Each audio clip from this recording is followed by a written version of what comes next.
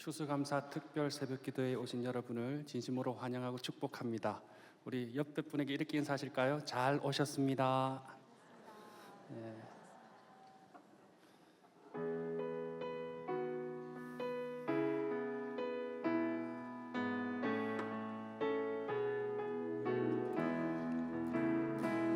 주 안에 있는 나에게 단 근심이 있으랴. 십자가 밑에 나아가 내 짐을 풀었네. 주님을 찬송하면서 할렐루야 할렐루야. 내 앞길 멀고 험해도 나 주님만 따라가리. 그 두려움이 변하여 내 기도 되었고 전날의 한숨 변하여 내 노래 되었네. 주님을 찬송하면서 할렐루야 할렐루야. 내 앞길 멀고 험해도 나 주님만 따라가리. 내 주는 자비하셔서 늘 함께 계시고 내 궁핍함을 아시고 늘 채워주시네.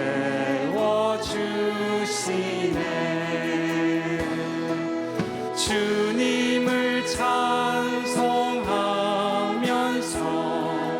할렐루야 할렐루야. 내 앞길 멀고 험해도 나 주님만 따라가리. 내 주와 맺은 언약은 영불변하시니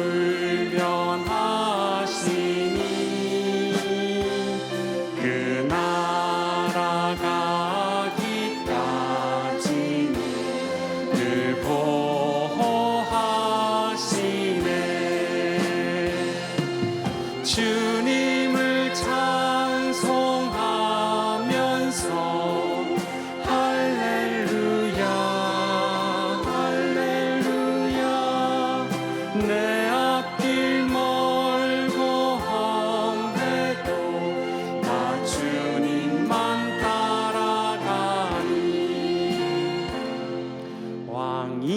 왕이신 나의 하나님, 내가 주를 높이고 영원히 주의 이름을 성축하리이다.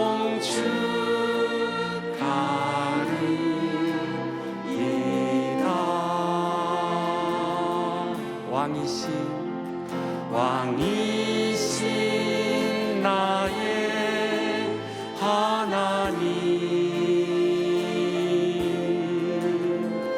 내가 주를 높이고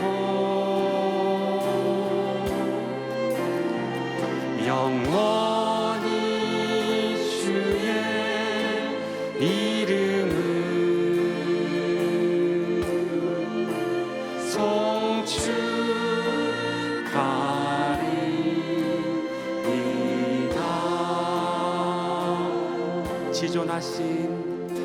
지존하신 주님 이름 앞에 모두 무릎 꿇고 다 경배해. 거룩하신 주님 보좌 앞에 엎드려 절하세. 지존하신 주님 이름 앞에, 지존하신 주님 이름 앞에 모두 무릎 꿇고 다 경배해. 거룩하신 주님 보좌 앞에 엎드려 절하세.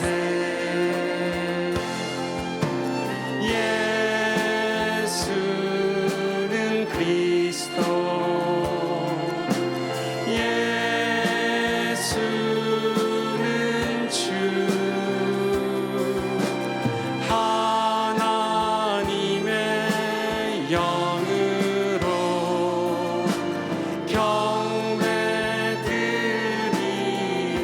예수는 그리스도, 예수는 그리스도, 예수는 주, 하나님의 영으로 경배드리니. 우리 목소리로 고백합시다. 예수는 그리스도, 예수는 주, 하나님의 영으로 경배드리리.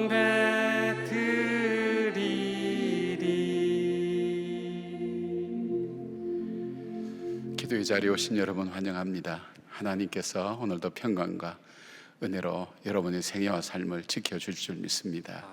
그 믿음 가지고 우리가 함께 다 같이 일어나셔서 모든 영광 하나님께 찬양하며 이 새벽을 열겠습니다.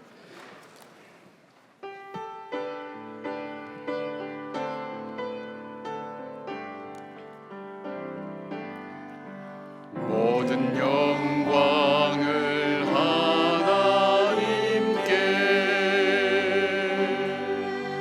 모든 영광을 하나님께, 온 만과 뜻 다해 주 사모합니다. 모든 영광을 하나님께. 예수님 찬양 받으소서. 예수님 찬양 받으소서.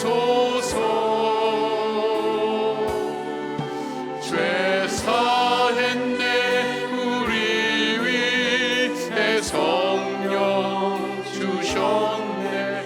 예수님 찬양 받으소서. 위로의 성령님이시여,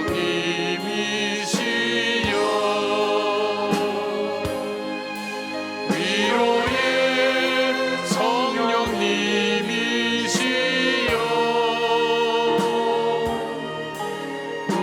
우리 안에 계셔서 늘 인도하셨네. 위로의 성령님이시여.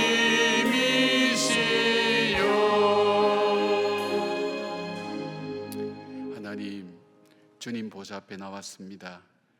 우리 일생을 인도해 주시고 여기까지 오게 하신 하나님, 우리의 남은 생애를 하나님께 맡겨드립니다. 은혜였고 또 은혜로 살아가는 우리의 삶이 되게 하여 주시고, 일상을 통해 그 은혜를 깨닫는 하나님 주님의 성숙한 자녀가 될 수 있도록 저희들을 붙들어 주시기를 원합니다. 우리의 눈물과 탄식으로 가득 찬 이 세상 속에 우리가 찬양으로 하나님께 영광 돌리며 참 소망이신 주님을 붙들고 오늘도 말씀 가운데 걸어갑니다. 하나님 우리의 삶을 인도하여 주시고 시온의 도로가 활짝 열려지게 하시고 믿음으로 걸어가는 주의 성도들 위해 무리를 건넌 위험한 곳을 다닌다 할지라도 걸어갈 수 있는 은혜를 주시고 불 가운데나 물 가운데 간더라도 하나님 물이 나를 함몰치 못하고 불이 나를 사르지 못하는 하나님의 능력을 체험하는 저희들 되게 하여 주시옵소서. 장소와 시간을 구별합니다. 하나님 복을 주시고 정말 하나님께서 복 주시는 분인 것을 알게 하여 주시고 우리의 생명 되시고 소망 되신 주님을 믿음으로 고백하며 하나님 삶으로 체험하는 우리 성도들의 삶이 되게 하여 주시옵소서. 가장 귀한 자리에 오늘 앉았사오니 가장 복되게 살아가게 하시고 모든 근심과 염려와 모든 짐은 주께 다 맡겨버리고 주께서 주시는 평안과 안식이 우리의 삶 가운데 풍성케 하여 주시옵소서.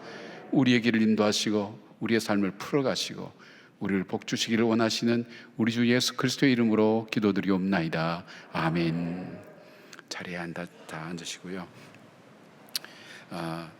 말세에 정말 사람들이 모이기를 힘쓰지 않는, 피하기를 기뻐하는 그런 세상이 되었는데 여러분 우리가 다시 기도의 자리에 모일 수 있어서 너무 감사합니다. 여러분의 기도가 여러분을 살리고 가정을 살리고 교회를 살리고 이 나라와 민족을 살린다는 것 기억하셔서 여러분 기도의 자리 우리가 2주간 꼭 함께 지키면서 기도하는 그런 시간 됐으면 좋겠습니다. 회복의 시간요.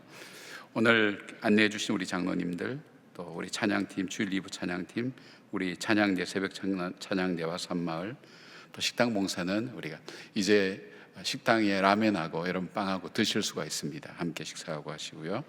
또 차량 안내부까지 모두 수고해 주셔서 감사합니다. 오늘 주시는 하나님의 말씀은 마태복음 16장 13절부터 20절까지 교독하겠습니다.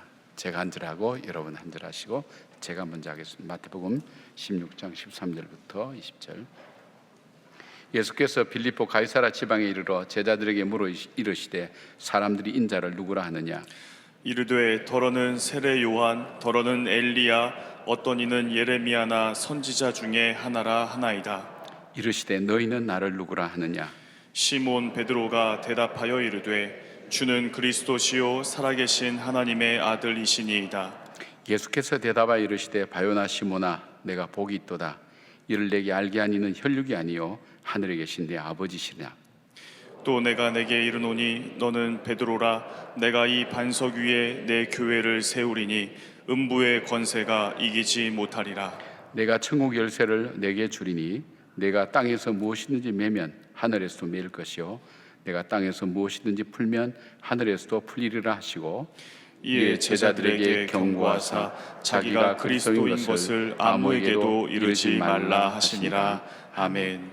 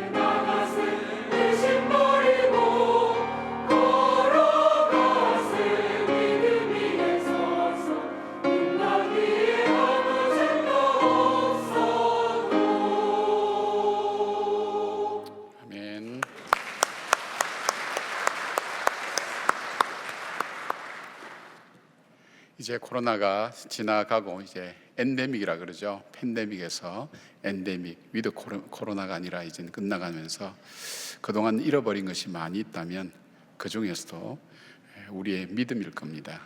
그래서 이번 한 주간은 우리가 다시 회복해야 될 것이 무엇인가, 우리가 이미 아는 것이지만 우리 안에 다시 회복해야 될 것에 대해서 다시 한번 돌아보면서 우리의 마음을 하나님 앞에서 다시 새롭게 결단하는 그런 시간이 되어서 새로운 시대의 변화 앞에 우리가 영원히 변치 않는 하나님 말씀 붙들고 살아야 될 그 삶의 내용이 무엇인가 하는 그런 말씀들을 주제로 우리가 함께 생각해 보려고 합니다. 그 중에서도 오늘 새벽에는 우리 믿음의 회복이 우리들 속에 이루어져야 되겠다. 믿음의 회복이 되어야 모든 것에 기초가 되죠. 집을 지을 때도 기초가 있는 것처럼 이 믿음이, 그리스도 위에 내 인생을 다시 세우는 이 믿음이 우리 속에 회복될 때 우리가 모든 것들을 그 위에 쌓아나갈 수가 있습니다. 세워나갈 수가 있습니다. 우리가 믿음이라고 얘기할 때는 가장 두 가지 기본적인 요소가 전제된다 그랬습니다. 하나는 내가 믿는 믿음의 대상이 누군가를 내가 분명히 알아야 됩니다. 이 세상은 믿음으로 되어 있죠. 세상은 믿음으로 되어 있습니다. 여러분이 아주 쉬운 예로 의자에 앉을 때 그 의자가 내가 앉으면 힘을 빼고 앉으면 나를 받쳐줄 것이라는 믿음 때문에 여러분이 아무 생각 없이 앉으셨습니다. 저는 아무 생각 없이 앉다가 푹 주저앉아가지고 고생 많이 했습니다. 그러니까 그 믿음이 깨질 때는 우리가 당황스럽죠. 그러니까 모든 것이 믿음으로 이렇게 연결되어 있습니다. 그걸 의식하든 의식하지 않든. 근데 내가 누구를 믿느냐, 믿음의 대상이 누구냐, 이건 참 중요합니다.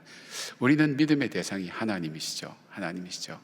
믿음의 대상, 내가 믿는다. 그 하나님 믿는다. 하나님 믿는데 이 하나님은 어떤 하나님인가? 옛날에 많은 사람들이 자연신에게 찾아가기도 하고 또 돈을 믿는 사람도 있을 것이고 내 힘을 믿는 사람도 있을 것이고 하여튼 뭘 믿는데 우리가 믿는 하나님은 어떤 하나님인가?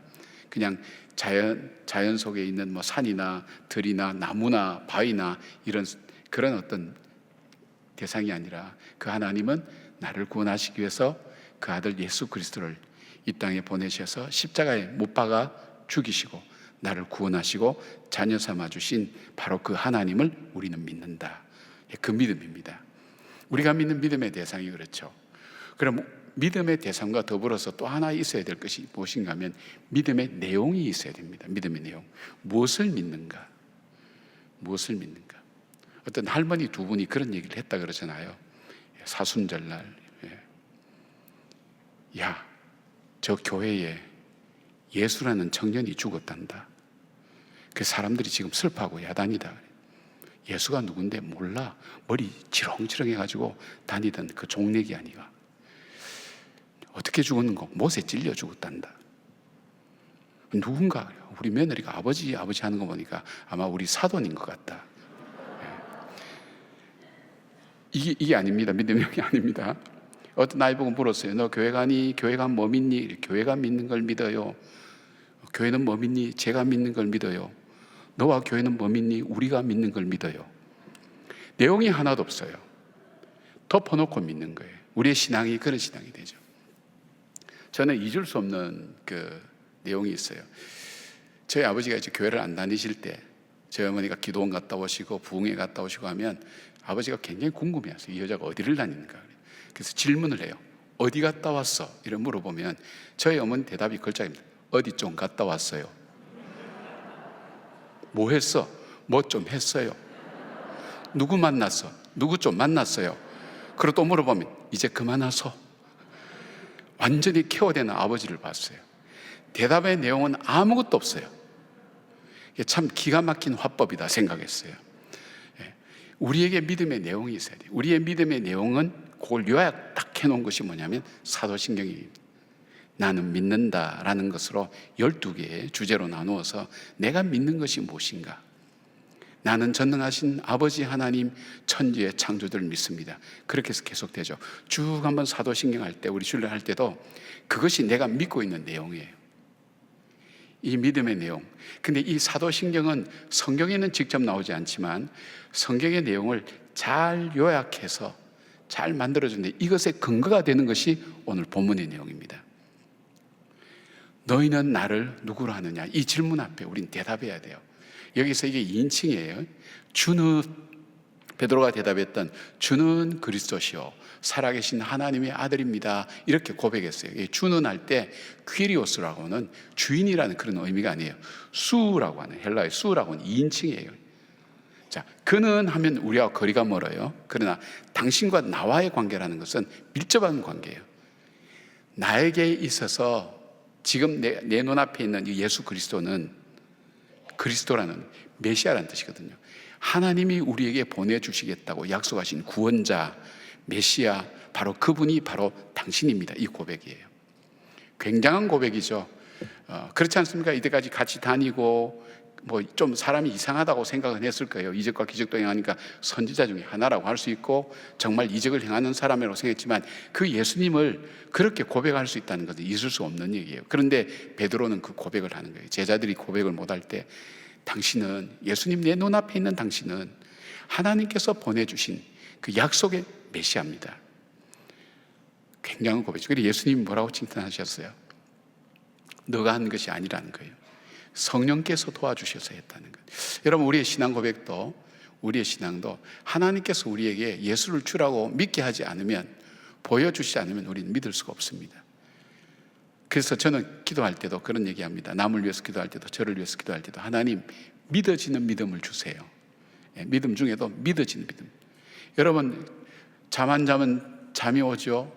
배고프면 밥 먹고 싶죠. 그런 것처럼 우리가 안 믿어지면 막 믿고 싶은 그런 마음 들어갑니까? 그렇진 않거든요. 우리의 본성은 그렇진 않거든요. 그런데 그 믿어진 믿음이 우리 속에 올 때에 그 예수님이, 우리가 믿는 예수님이 바로 나의 구세주와 주님 되신다는 것을 고백하는 것입니다. 그러면 여기에 이제 주는 그리스도시요 살아계신 하나님의 아들이라는 이 고백이 사도신경의 내용을 담고 있다면 이것의 의미가 무엇인가 하는 것을 우리가 생각해 보면서 내 삶을 통해서 정말 이것을 고백하고 있는가, 믿고 있는가 하는 것을 우리가 오늘 새벽에 점검할 수 있었으면 좋겠습니다. 그리스도라는 것은 히브리어 메시아를 번역한, 헬라어로 번역한 것입니다. 그리스도. 그런데 그리스도란 뜻은, 주는 나의 그리스도 할 때 그리스도란 뜻은 세 가지 의미를 갖고 있습니다. 이 기름 부음을 받다라는 의미인데, 바로 이스라엘 백성에 있어서 어떤 사람을 세울 때 기름을 붓는 사람은 세 종류의 사람입니다. 왕을 세울 때, 제사장을 세울 때, 선지자를 세울 때 기름을 부어서 세웁니다. 그러니까 주는 그리스도시요, 당신은 그리스도시요라는 것은 뭡니까? 주님은, 당신은 나에게 있어서 왕이요, 나에게 있어서 제사장이요, 나에게 있어서 선지자입니다. 그 고백을 드리는 것입니다. 저와 여러분이 지금 믿고 있는 것이 뭐냐면, 그 주님은 나의 왕입니다. 그 주님은 나의 제사장입니다. 주님은 나의 선지자입니다라는 것을 믿고 살아가는 겁니다. 그 고백하는 겁니다. 근데 이 믿음이 딱 들어오기 시작하면, 이 믿음이 진실로 고백되면 뭐가 바뀌는가 하면 삶이 바뀌어요. 그것이 바로 이 제자들이 이 믿음 가지고 바뀌어졌고, 그 다음에 예수를 믿었던 수많은 사람들이 그 삶이 바뀌어진다. 삶이 바뀌어진다는 건 어떤 의미일까요? 구체적으로 보는 관점이 달라져요. 세상 사람들과 우리 예수 믿는 사람들이 세상을 해석하고 보는 관점이 달라져요. 그리고 뭐가 달라집니까? 우리의 삶 속에 삶의 우선순위가 바뀝니다. 여러분이 오늘 하나님 앞에 기도하고 엎드리고 간구하는 것을 우선순위가 되지 않으면 이 새벽에 나올 수가 없습니다. 어떤 상황이 있든 간에 우선순위가 바뀌어집니다. 내가 은혜 받는 것이, 그것이 나에게 가장 귀중한 것이다. 내가 하나님 앞에 기도하는 것이 가장 우선순위다. 하나님께서 그의 나라와 의를 구하라 그랬는데 이것이 내 삶의 우선순위다. 그 우선순위가 바뀝니다. 그리고 또 뭐가 바뀌느냐? 우리 삶 속에 행동이 바뀌게 됩니다. 구체적인 행동이 바뀝니다. 예수를 믿어도 삶이 하나도 안 바뀌어요. 여기만 바뀌어요. 입만 바뀌어요. 삶이 안 바뀌어, 마음이 안 바뀌어, 행동이 안 바뀌어, 습관이 안 바뀌어. 그것은 어떤 의미에서 진정한 신앙 고백을 못 드리고 있는 겁니다. 그래서 이건 늘 우리에게 묻습니다. 주님께서 우리가 엎드릴 때마다 여러분이 스스로 주님의 묻는 질문을 나 자신에게 한번 던져보세요. 너는 나를 누구라 믿느냐? 고난 가운데 삶이 어렵고 힘들 때마다 너는 나를 누구라 믿느냐? 그 질문을 스스로 한번 던져보세요. 나는 누구를 믿고 있지? 시험과 어려움을 더 믿고 있는 거 있어요. 이 시험과 환난과 어려움을 능히 주장하고 계시고 주관하고 계시는 그 하나님을 믿는 것이 아니라 이 시험과 환난이 나를 무너뜨릴 것이다, 나를 죽일 것이다. 그러고 보면 시험과 환난을 더 믿고 있는 거예요. 이 돈이 있어야 만족하고 기쁘다, 아파트 당첨돼야 너무 기쁘다, 또 뭡니까, 아이가 대학에 붙어야 너무 기쁘다. 이 모든 것, 이 기쁨이, 이 결단이, 행동이 어디서부터 왔는지를 우리는 스스로 질문해 봐야 됩니다. 자, 그러면 우리가 첫 번째로 한번 조금 이제 대목대목 생각해 볼까요? 예수 그리스도께서 주는 그리스도시 할 때 예수 그리스도께서 나의 왕 되십니다는 고백입니다. 바로 예수님이 나의 왕 되시고 나의 삶의 주인이 되신다는 것을 고백하는 겁니다. 주님이 나의 왕 되시고 나의 주인입니다. 그 고백입니다. 여러분, 그 고백을 드리고 있습니까? 주님이 왕이시다, 내 삶의 주인이다. 여러분, 주인이 바뀌면 다 바뀌어요. 우선순위가 바뀌면 다 바뀌어요. 뭐 다 할 필요 없어요. 우선순위만. 그래서 군대 가면 기준을 잡는 이유가 그겁니다. 기준을 중에서 정하죠. 그 왕이 내 인생에 있어서 가장 우선순위입니다. 근데 이 왕에 대해서 믿는 것은 그 왕은 능력이 있고 백성을 보호하고 지키며 인도하는 것도 믿는 거예요. 그리고 또 백성들은 그 왕의 명령에 복종하고 왕을 높여드리고 왕을 섬겨드리고 왕을 따르는 것이 백성과 왕과의 관계입니다. 그러니까 백성된 사람들은 이 왕은 능력이 있고 권세가 있고 있어서 나를 지키시고 나를 보호하시고 나를 공급해 주신다는 것을 내가 믿고, 백성은 그 하나님을, 그 왕을 따르고 순종하고 그를 높여드리는 것, 그것이 바로 왕과 나와의 관계입니다. 내가 예수 그리스도를, 내가 주님은 나의 왕입니다, 그리스도입니다, 주님은 나의 그리스도입니다, 주님은 나의 왕입니다 할 때 그 왕은 주님은 나를 보호하시고 나를 인도하시고 나를 공급해 주시는 분인 것을 내가 믿습니다. 그 고백이 되는 거예요. 그리고 나는 삶 속에서 그 주님을 높입니다. 내가 높임을 받는 거 아닙니다. 사람이 높임을 받는 거 아닙니다. 돈이 높임을 받는 거 아닙니다. 물질이 높임 받는 거 아닙니다. 주님이 높임을 받는 거예요. 그리고 영광을 내가 차지하는 것이 아닙니다. 그 영광을 내가 받는 것이 아닙니다. 내가 무엇을 했다, 내가 하는 것이, 그것이 아닙니다. 어디까지나 이 모든 것은 하나님, 주인에게, 그 왕에게 모든 영광을 돌리는 것입니다. 그것이 바로 우리의 신앙 고백 속에서 그 하나님께 돌려드릴 우리의 삶의 모습입니다. 왕의 명령을 복종합니다. 내가 하기 싫어도, 이해가 되지 않아도 복종하는 것이 진정으로 고백하는 사람의 삶이 됩니다. 다윗은 시편 145편 1절에 이렇게 고백합니다. 왕이신 나의 하나님이여, 내가 주를 높이고 영원히 주의 이름을 송축하리이다. 자기가 왕이에요. 이 땅에서는 자기보다 더 높은 사람이 없어요. 백성들이 자기 보고 왕이라고 불러야 돼요. 그리고 자기를 따라야 돼요. 자기 명령에 순종해야 돼요. 그런데 다윗은 그렇게 하지 않았어요. 다윗은 내 인생 속에 나의 왕이 바로 하나님이십니다. 왕이신 나의 하나님이여, 내가 주를 높입니다. 내가 다른 걸 높이는, 내 자신을 높이는 게 아닙니다. 내가 주를 높입니다. 영원히 주의 이름을 송축합니다. 영원히 주의 이름을 송축합니다. 그 고백을 믿었어요. 다윗은 일상 속에서 하나님을 왕으로 고백했습니다. 수많은 고난과 시련과 올 때에 그는 하나님을 그때그때마다 하나님은 나의 요새요, 나의 방패요, 나의 산성이요, 나의 피난처요, 나의 반석이요, 나의 삶 속에 함께 하시는 그 하나님이라는 것을 그는 고백했습니다. 그래서 그는 하나님을 높이는 삶을 살았습니다. 하나님께 복종하는 삶을 살았습니다. 하나님의 도우심과 보호하심을 믿으며 담대하게 어려움을 이겨내었습니다. 두려움과 불안의 자리에서도 도우시는 왕 되신 하나님을 의지했습니다. 다윗의 시련이 얼마나 많았습니까? 클 때도 막내입니다. 무시당합니다. 형들도 무시합니다. 골리앗을 이겨서 왕의 사위가 되었지만 바로 그 왕에게 쫓겨서 10여 년간 외국으로 망명도 하고 도망다니고 동굴에도 숨고 미친 채도 하면서 다른 나라에 빌어붙어 살아야 되고, 그 시련과 고난이 얼마나 많았습니까? 삭막한 동굴 속에 들어가서 살 때 먹을 것 구할 수 없는 그 속에서 그가 무슨 생각을 했을까요? 아무도 그를 도와주지 않고 그 친구 요나단마저 죽었을 때 그의 마음은 어떠했을까요? 그뿐 아닙니다. 왕으로 세우신다고 하나님 말씀하시고 10여 년 이상이나 그는 도망자의 신세를 면치 못했습니다. 누군가 나를 끊임없이 쫓아온다 그럴 때 우리가 견딜 수가 있겠습니까? 빚져본 경험이 있습니까? 빚쟁이들이 날마다 다가올 때 견딜 수 있나요? 밤낮 아니면 심지어는 자식들이 다니는 학교에까지 문 앞에 서서 그 아이들 괴롭힙니다. 집요하게 괴롭힙니다. 고통스럽게 만듭니다. 그렇게 도망다니는 인생이 된다면 얼마나 고달픈 삶이겠습니까? 그것만 아닙니다. 아들끼리 싸웁니다.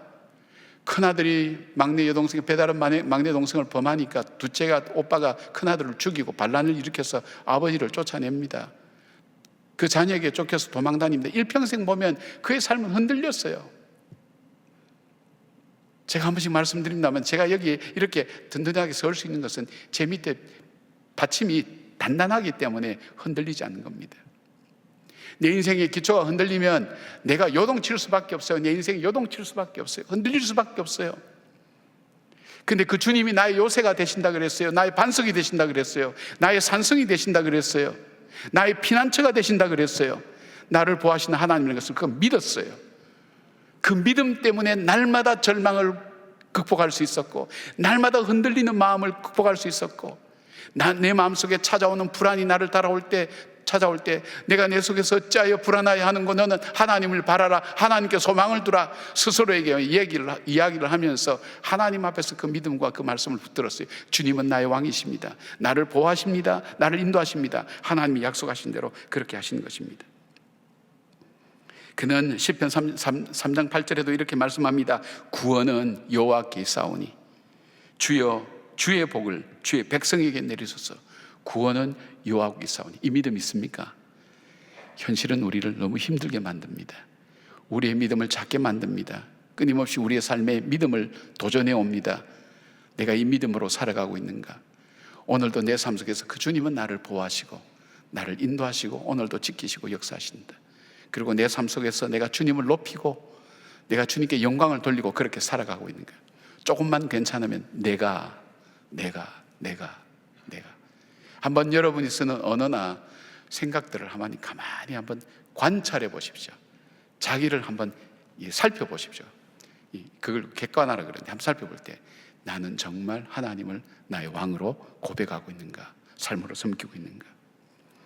이 왕으로 섬기는 그 우리가 나타나는 고백 중에, 내가 왕으로 섬긴다고 말만 하는 게 아니라 고백 중에 가장 나타나는 대표적인 것이 예배입니다. 예배는 내가 죽는 시간입니다. 내가 나의 것을 내려놓는 시간입니다. 그 왕이신 하나님을 높이고 하나님을 섬기고 하나님을 찬양하고 그 하나님의 말씀을 듣고 내가 복종하고 순종하는 것이 예배입니다. 근데 예배는 내가 산재물 되는 겁니다. 살아있는데 내가 죽는 거예요. 내 생각이 죽는 거예요. 내 계획이 죽는 거예요. 내 지식이 죽는 거예요. 내 뜻이 죽는 거예요. 날마다 내가 죽는 연습하는 거예요. 그럼 내 속에서 누가 살아나는 거예요? 예수 그리스도께서 살아나야 돼요. 예수께서 내 속에서 살아나야 되는 거예요. 사람이 바닥이 작아서 조금만 지나면 그 바닥이 드러나요. 저 사람은 겉으로는 하나님 찾지만 주님을 높인다 하지만, 그러나 조금만 더 바닥을 파고 보면 그 속에서 자기께 드러나는 거예요. 저와 여러분이 그런 사람들 아닙니까? 예배가 죽으면 그 삶이 죽는다는 이유가, 전체가 무너진다는 이유가 바로 그겁니다. 우리 속에 예배가 회복된다는 것은 그 사람의 신앙 고백이 회복된다는 것입니다. 신앙 고백이 회복된다는 것은 내가 참으로 참된 예배를 드린다는 겁니다. 본당에 와서 예배드리러 와서 그냥 친구들 만나서 반갑게 얘기합니다. 그 시간이 아닙니다. 예배 전의 시간은 그 시간이 아닙니다. 나와의 하나님과의 그 만남, 오늘 나에게 베풀어 주시고 초청해 주신 핏값을 오늘 드리는 이 예배 앞에 내가 정말로 하나님, 주님을 높입니다. 주님은 나의 왕입니다. 그 고백을 드리고 그 예배에 임하는 것입니다. 예배가 무너질 때 여러분 보십시오. 내 삶에 나도 모르게 어느새 이 신앙 고백이 흔들리고 있다는 것을 봅니다. 평안할 때는 괜찮은 것 같은데 내 삶에 어려움이 올 때, 다가올 때 그 앞에 얼마나 두려워하고 무서워하는 그런 삶을 봅니까? 저도 마찬가지입니다. 그때마다 왕이신 나의 하나님, 그 고백을 주님 앞에 드립니다. 주님은 나의 보호자입니다. 나의 인도자입니다. 이 모든 것을 알고 계십니다. 그것을 드리는 겁니다. 두 번째로 우리가 예수님을 나의 그리스도라 할 때 고백은 하나님 나의 제사장입니다라는 그런 고백입니다. 제사장은 하나님과 죄인 사이에 서서 인간의 연약함을 감당하고 우리의 죄를 중보하고 하나님으로부터 용서의 은혜를 전해주는 분입니다. 그래서 이 히브리서 보면 예수님이 우리의 큰 대제사장이라 그랬어요. 히브리서 4장 14절 보니까 그러므로 우리에게 큰 대제사장이 계시니 승천하시니 곧 하나님의 아들 예수시라. 우리가 믿는 도리를 굳게 잡을지어다. 그러니까 뭡니까? 예수님은 우리의 간구를 들어주십니다. 우리의 연약함을 도우십니다. 우리의 죄를 사해 주십니다. 우리를 하나님께로 나가도록 보혈의 피로 우리의 죄를 씻어주시고 우리의 죄를 용서해 주시는 것입니다. 우리가 연약할 때, 환난으로 두렵고 불안해할 때 우리가 도움받을 곳은 우리의 대제사장 되시는 바로 예수 그리스도에게 나가는 겁니다. 시편 34편 6절은 다윗은 이렇게 고백합니다. 이 곤고한 자가 부르짖음에 여호와께서 들으시고 그의 모든 환난에서 구원하셨도다. 그리고 10절에 젊은 사자는 궁핍하여 줄일지라도 여호와를 찾는 자는 모든 좋은 것에 부족함이 없으리로다. 우리가 잘 아는 아브라함 링컨이라는 사람, 저는 생가에 못 가봤어요. 같은 시카고고 외곽에 저 남쪽에 일리노이 주에 있는데 그 생가에 가면 링컨의 그 어머니께 받은 성경책이 있다 그래요. 그 성경책이 펴져 있는 이곳이 바로 시편 34편 6절이라는 거예요. 거기에는 눈물 자국도 있고 손때가 묻어서 얼마나 힘들 때마다 이 말씀을 보고 그 말씀을 보고 힘을 얻었는지, 이 공고한 자가 부르짖음에 여호와께서 들으시고 그의 모든 환난에서 구원하셨도다. 이 믿음 있는 사람은 어떨까요? 기도합니다. 하나님 앞에 간구합니다. 내 모든 것을 하나님 앞에 넣어놓습니다. 백성아 시시로 너는 너희 마음을 하나님께 토하라 그랬습니다. 내 마음을 토하는 겁니다. 있는 그대로 다 얘기합니다. 고난과 시련이 올 때는 얼마나 우리 마음속에 진심이 내 속에 더 깊은 것이 하나님께 올라오게 되어 있습니까? 우리가 편안할 때는 우리 표면적인 것만 올라옵니다. 그러나 내 마음이 낙심되고 절망될 때 저 깊은 내 밑바닥 속에 있는 것이 올라옵니다. 아무도 들어주지 않는 가족들도요, 힘든 얘기하면 계속 반복하면 듣기 싫어요. 안 들으려고 그래요. 그러나 그 주님은 언제까지나 끝까지 내 기도를 들으시고 내 간구를 들으시고 내 마음을 아시고 내 마음을 어루만지시고 도우시는 하나님, 그 사실을 믿기 때문에 어떻게 할까요? 우리는 하나님 앞에 내 마음을 토하는 겁니다. 기도하는 겁니다. 내가 기도할 때 이 기도는 하나님께서 들으신다. 그 하나님은 응답하시고 역사하신다. 바로 그 사실들을 고백하는 겁니다. 그러니까 이 고백하는 사람 뭘까요? 바로 기도의 자리에 나갑니다. 모든 것을 기도로 하나님 앞에 아뢰입니다. 하나님과 교제를 합니다. 기도라는 것은 하나님과 교제하는 거죠. 하나님과 대화를 나눈 거예요. 기도는 생명이죠. 우리가 호흡하듯이 숨을 쉬고 들이마실 때 그렇듯이 우리 일상 속에서 하나님과 길을 가면서도 자면서도 누워서도 일을 하면서도 하나님 앞에 고백하는, 짧은 말이라도 괜찮아요. 하나님 내 삶 보고 계시죠? 하나님 알고 계시죠? 내 마음 아시죠? 주님은 나를 도와주실 수도 있고 나를 용서하실 수 있고 나를 붙드실 수 있습니다. 이 믿음으로 기도를 드리는 거예요. 기도도 내가 억지로 하는 기도가 있지만 성령께서 시키는 기도할 때가 있습니다.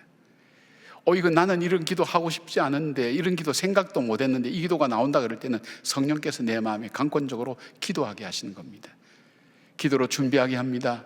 기도로 우리의 능력을 더하여 줍니다. 기도로 주님과 더 가까워집니다. 기도하는 삶이 하나님 앞에 더 가까이 나가는 것입니다. 교만한 사람 중에 교만한 사람이 나는 내 삶이 기도라고 생각합니다. 내가 늘 주님 앞에 살아가고 있습니다. 이제는 우리가 그 껍질을 벗고 정말 내 속에 하나님 앞에 본 마음을 올려드리는 겁니다. 그 기도의 회복이 우리들 속에 일어나야 됩니다. 여러분 속에 이 기도의 회복이 일어나기를 주님이 여러분 축복합니다. 보호하시고 인도하시고 구원해 주시고 역사해 주시고 내 간구를 들어주시는 그 하나님, 내 자신의 삶과 내 가정의 문제와 그리고 교회와 그리고 나라를 위해서 기도하지 않을 때에 내 영은 죽어가고 있는 겁니다. 우리가 코로나로 죽어가는 것이 아니라 우리 기도, 이 신앙인들은 기도하지 않을 때 내가 아무리 시련과 어려움이 있어도 내 삶 속에 기도가 나오고 기도를 드리면 나는 살아있는 겁니다. 어떤 의미에서 여러분 죽은 사람입니까? 살아있는 사람입니까? 그 고백을 드리나요? 주님은 나의 제사장입니다. 곤고하고 어려울 때 이 곤고한 자가 부르짖음에 주께서 든다. 세상에 곤고한 사람의 부르짖음을 듣는 사람이 있을까요? 없어요.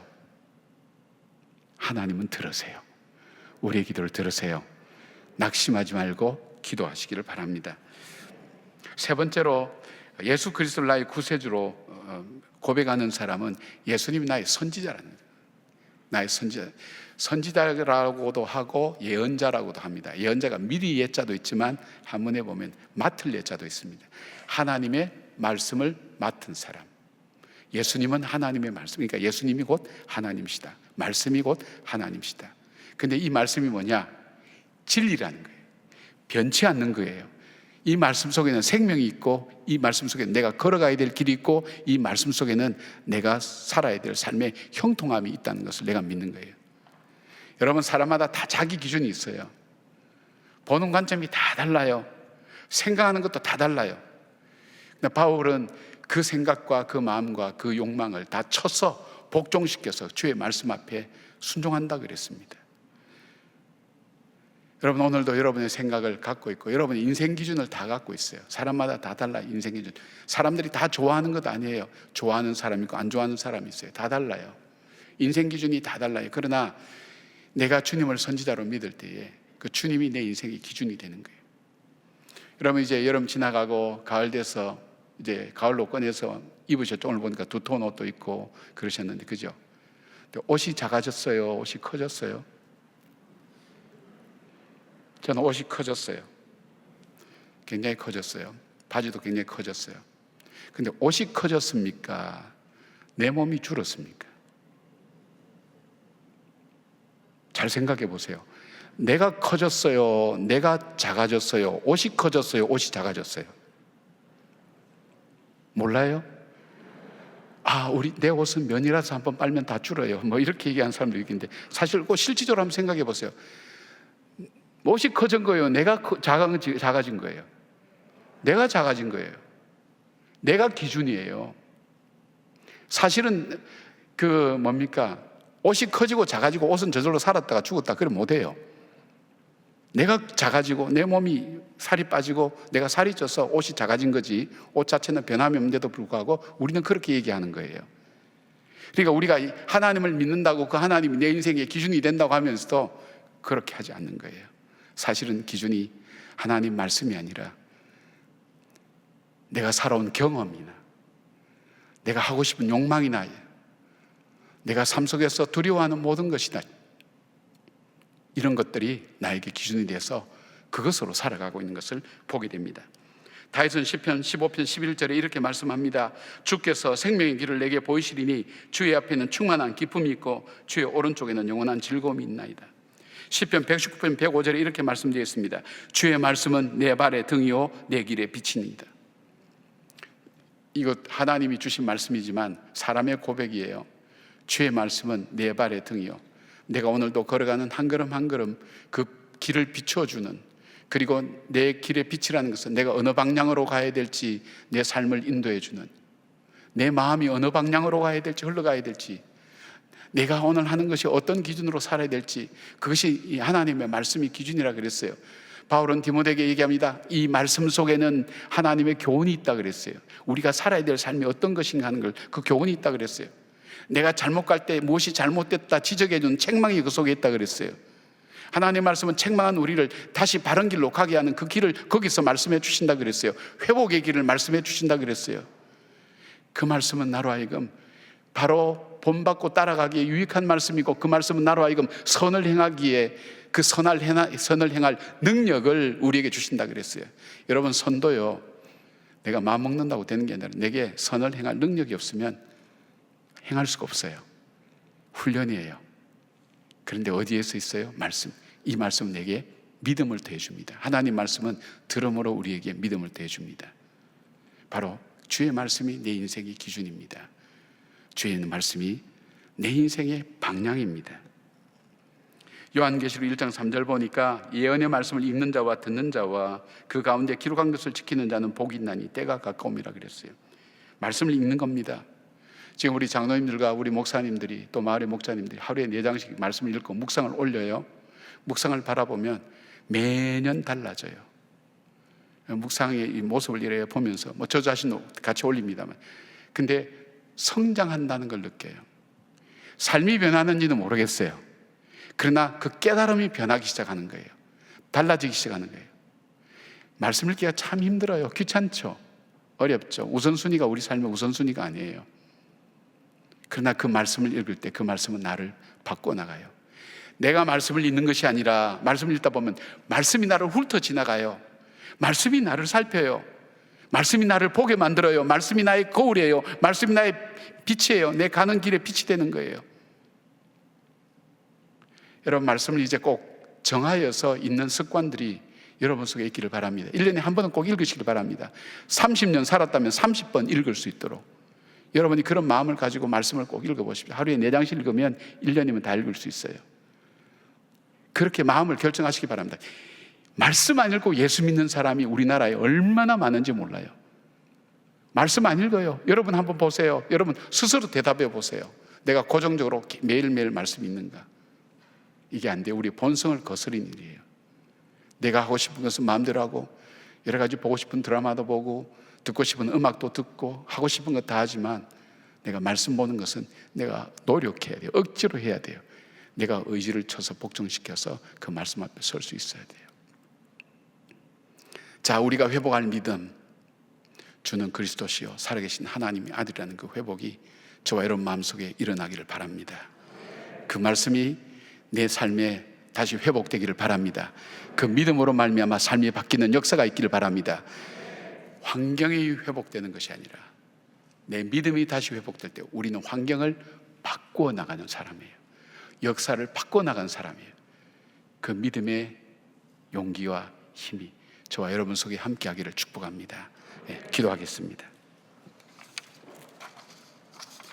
이 시간에는 저를 조금 따라서 했으면 좋겠어요. 기도로 드렸으면 좋겠어요. 다 같이요. 주님은 나의 왕이십니다. 주님은 내 삶의 주인이십니다. 주님은 나의 제사장입니다. 내 모든 기도를 들으시는 분입니다. 모든 것을 용서해 주시는 분입니다. 주님은 나의 선지자입니다. 내 삶의 기준입니다.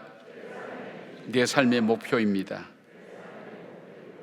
이것이 삶으로 이어질수록 이제 여러분이 입술로 한 1분 동안 주님 앞에 다른 기도하지 마시고 주님은 나의 왕이십니다. 그 고백을 진심으로 하나님 앞에 드려보십시오. 오늘의 이 고백이 여러분을 살릴 겁니다. 회복시킬 겁니다. 변화시킬 겁니다. 새롭게 하실 겁니다. 그 믿음 가지고 확신 가지고 주님과 여러분만이 그 고백을, 베드로가 드렸던 그 고백을 한번 드려보십시오.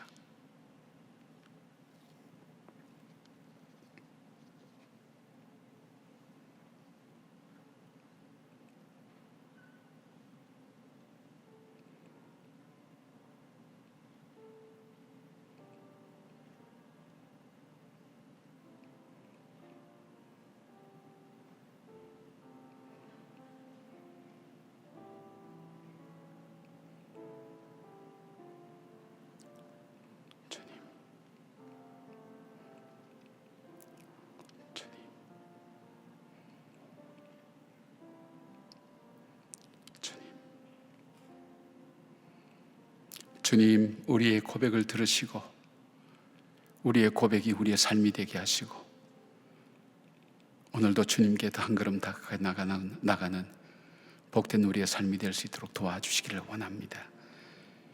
우리의 기도를 들으시고 우리 삶의 방향을 정하시고 샘을 주시는 그 하나님을 믿음으로 고백하며 나가는 주의 성도들 위해 세상을 바꾸고 세상이 감당치 못하는 하나님의 사람으로 살아갈 수 있도록 이 질 붙들고 이 믿음 붙들고 살아가는 저희들 되게 하여 주시옵소서. 예수님의 이름으로 기도드립니다. 아멘. 우리 왕이신 나의 하나님을 함께 찬양하겠습니다. 우리 고백을 담아서 가사가 간단하니까 여러분 잘. 왕이신 나의 하나님, 내가 주를 높이고 영원히 주의 이름을 송축하리. 한 번 더요. 왕이신 나의 하나님, 우리의 마음을 담아서 왕이신 나의 하나님, 내가 주를 높이고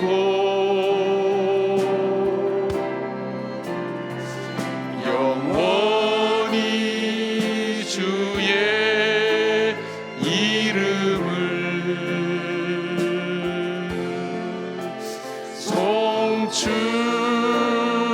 송축하리. 한 번 더요. 왕이신 나의 하나님, 우리의 마음을 담아 진정한 고백이 되기를 바랍니다. 왕이신 나의 하나님, 내가 주를 높이고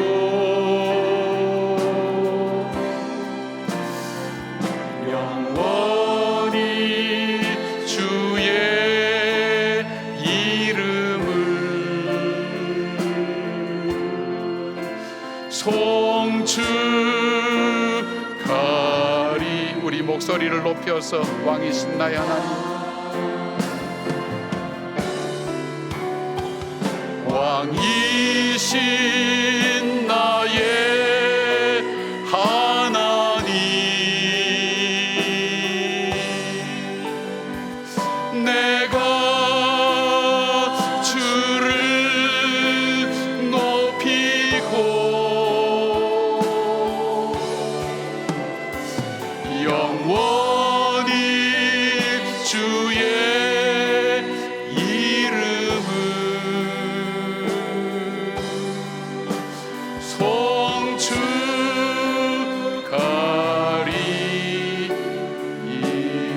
우리 다 같이 눈을 감고 목소리로만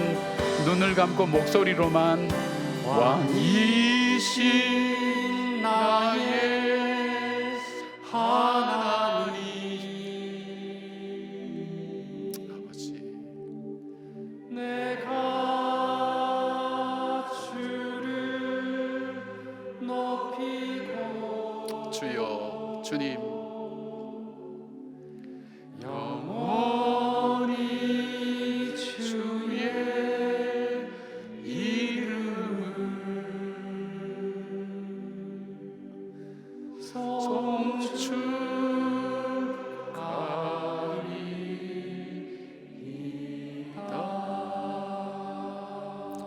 이제는 우리 주 예수 그리스도의 은혜와 우리 하나님의 사랑과 성령님의 함께 하시심이 주는 그리스도시요 살아계신 하나님의 아들이라는 이 고백을 일평생 주님 앞에 고백하며 그 믿음대로 살아가기로 다짐하는 죄의 백성들 위해, 이 땅에 모든 그리스도인들 위해, 이 민족 위에 지금부터 영원까지 함께 하시기를 간절히 축원하옵나이다. 아멘.